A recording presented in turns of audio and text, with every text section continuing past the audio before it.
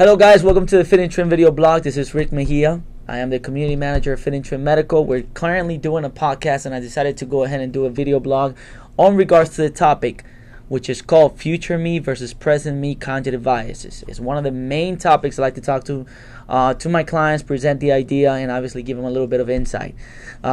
Part of the idea of doing podcasts is I want to get a little bit more in-depth within interviews. I've interviewed not only patients, doctors, fitness enthusiasts, nutritionists, psychologists, alternative medicine, physicians, you name it. We're pretty much going into like a one-on-one type of scenario where we're just conversating, bringing up topics, current events, and discussing all these different ideas. But I definitely decided to do this blog because I think it's a great topic when it comes to one of the main reasons most people do not reach their goal when it comes to wellness, weight loss, when it comes to whatever project or goal they're trying to meet. And that's pretty much what I guess for myself is one of my biggest passions is understanding why your brain is so crazy to figure out.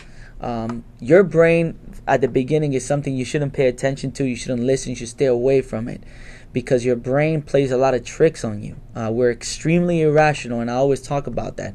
The brain has the power to make you feel things that make you do irrational thinking, irrational actions until you start becoming mindful. And that is a process that takes time. So, the present me versus future me concept. Okay, so I really want you guys to stick within this topic and stick with me within the story and just think about it. Think about it in your present life and think about how it applies to you and how it sometimes damages the capacity to reach everything you're trying to accomplish. Okay, so here's how it works. All right, our brain are consistently driven by two systems, as you know. System one is basically the irrational, unconscious brain, which is consistently seeking short-term pleasure and staying away from short-term pain. It wants to gain as much pleasure as it can and avoiding pain as much as possible. Then we have system two, which is the part of the brain that is the executive part, the part of the brain that really thinks, it's mindful, it makes rational decisions. Now, unfortunately, 95% of the brain is consistently in unconscious mode.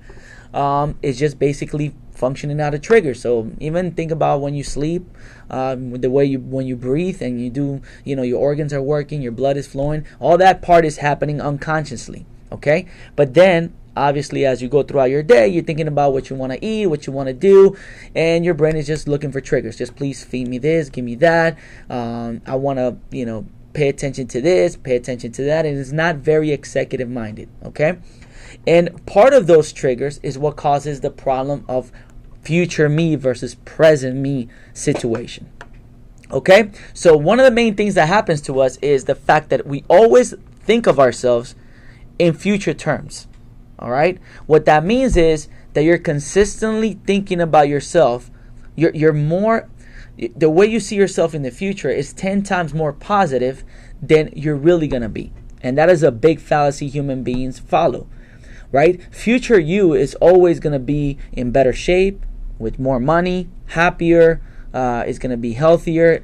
Future me is always in a place of abundance because you always perceive yourself in the future as being, in a great place.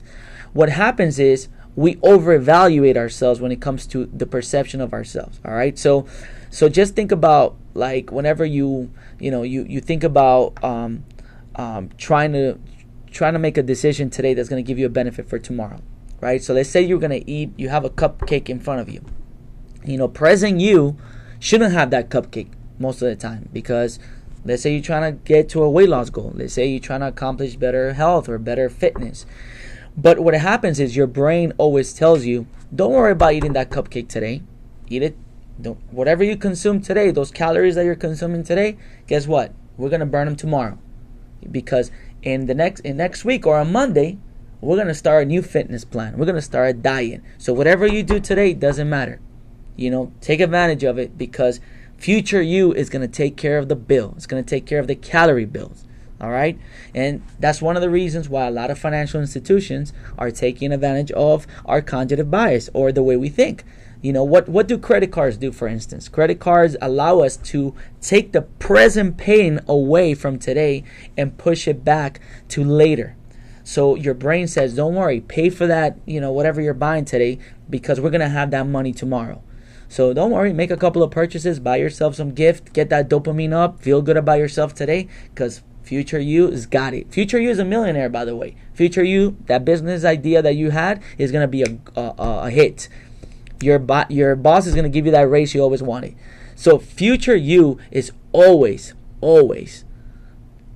overvalue. And what we have understand in psychology and mindfulness is you got to judge yourself for what you are today. Whatever you are today, that's what it is. And most likely, based on your behavior, whatever you are today, that's what you're going to be tomorrow. Right? So every time you watch an athlete, or you watch a sports, or you watch like anybody, whatever you see that day, you're most likely going to be like, yeah, that's how they're going to play tomorrow. When you see like a great player, you'll be like, oh, he played good today. Most likely he's going to play good tomorrow.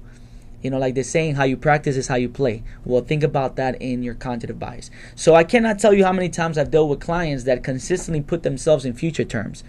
All the time. Like future them is going to be amazing. It's going to be the next, transformation, or the next, hero. But present them makes every irrational decision you can think of that blocks off that concept or that mindfulness. So the point I'm trying to bring you guys on this blog is always value yourself for what you are today and make those changes that are needed to be done today, because tomorrow you're most likely going to be worse than today. And they've done a lot of studies. I think the University of Chicago, Harvard, Yale, you name it, all these guys that do trials and do control groups have found that most people overvalue themselves in the future. They over-expect from themselves in the future. And that is why there is a big trend on social media with motivation. As you can see, a lot of the videos that I try to present, a lot of things that I try to present is most of them, or 90% of them, is no motivation. I don't want to motivate you. I want to keep you mindful. If you're not a sensible, realistic person today, I want to let you know you're not sensible, realistic. Like, you have to change that today. Motivation is driving you to think in future terms. That's why you like it. Like, you see that video that's like, you're going to work out, you're going to get strong, you can do this, run 5 miles. You're like, oh my God, that's me. You think about yourself in future terms. So your brain perceives that you're already there in the future, but it forgets about today. Because right after you watch that video, you're going to go to the fridge, get your ice cream out, eat it, or you're not going to work out, or you're going to basically kind of like, do whatever you've been doing. All right? So, main point of this blog is never listen to future you. Future you is going to lie to you a lot. Instead, write down a present you evaluation consistently. That's why I created the commitment planner. You write yourself, like, how do you feel with your health from a 1 to 10 today? If the answer is a 5, then you're a 5 today. How do you feel with your body today from a 1 to 10? If it's a 3, you're a 3 today, and you'll probably be a 3 tomorrow. How do you feel with your, let's say, finances today? A 4. You're a 4 today, most likely going to be a 4 tomorrow if you don't make a change today. How do you feel about laziness? How lazy are you today? If from a 1 to 10 scale, you're a 3, you're most likely going to be a 3 tomorrow. So now, if you start making the changes of today, if you start turning that 3 of laziness to a 6 that day, then your brain can start, creating neuroplasticity, which now you're turning that 3 into a 6. And then that 6 can now raise you to a 7. And then that 7 can consistently now give you better outcomes. Okay? So, again, always think of yourself in present terms, never in future terms.